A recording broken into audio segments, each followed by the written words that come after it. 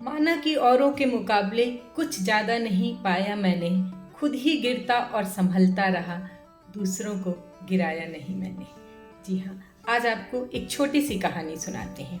एक बिजनेसमैन था, हीरो का व्यापारी था और उसकी जो है बहुत उन्नति थी। उसके व्यापार के चर्चे हर जगह होते रहते थे। तभी उसको एक अपने हीरो के व्यापार के सिलसिले में दूसरे देश जाना था। उसकी जिससे मीटिंग हो रही थी, वहाँ पे एक ठग जो था, वो भी वहाँ खड़ा था और वो इस चीज़ को सुन रहा था।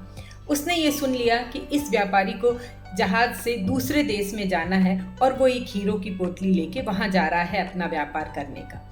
उसने भी मन में एक प्लान बना लिया और उसने भी बिल्कुल एक व्यापारी की तरीके से ही ड्रेसअप किया, अपने आप को तैयार कर लिया सब कुछ, और उसी जहाज़ का उसने भी एक टिकट ले लिया जिसमें कि वो व्यापारी जा रहा था। वो उसके साथ उस जहाज़ में ही बैठ गया।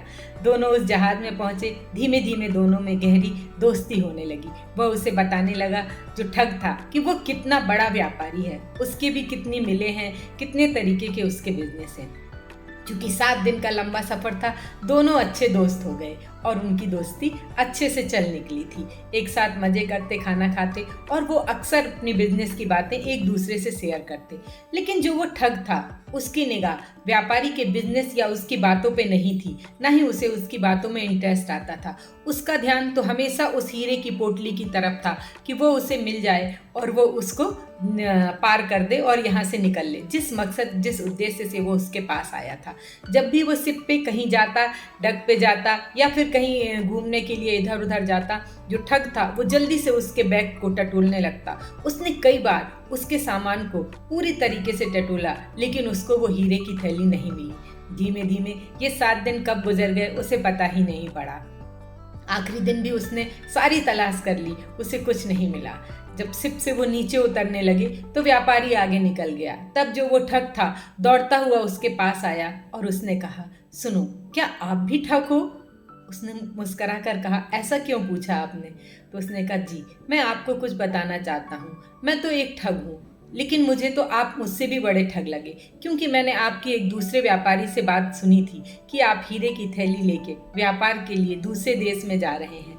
मैंने भी अपना गेटअप तैयार किया और आपके साथ हो लिया, और इन 7 दिनों में मैंने हर बार जब भी आप मुझसे दूर रहे, मैंने आपके सामान को कई बार टटोला, कई बार ढूंढने का प्रयास किया, लेकिन मुझे ये जो आपके हीरे थे वो मिले ही नहीं रहे। आप मुझे बता दीजिए, आपने कहाँ रखे थे? उसने मुस्करा कर कहा, जब भी मैं बाहर जाता था तो अपने हीरे की जो पोटली थी वो तुम्हारे बैग में डाल देता था, क्योंकि मैं जानता था कि तुम मेरा बैग ही ढूंढोगे, अपना नहीं। जी हाँ, कहानी तो बहुत छोटी सी थी, बहुत कुछ कह गई। हम भी जीवन में कई बार अपने आप को नहीं देखते, सिर्फ दूसरों को टटोलते हैं और तराशते हैं, उनकी कमियों को देखते हैं और करते हैं। इसीलिए सबसे पहले अपने आप को देखना सीखिए, सुधारना सीखिए, क्योंकि ये हमारा सुंदर सा जो जीवन है वो हमेशा दूसरे को ढूंढने, दूसरे को तराशने, उनकी कमियां और उनकी अच्छाइयों को देखने में ही बीता जा रहा है।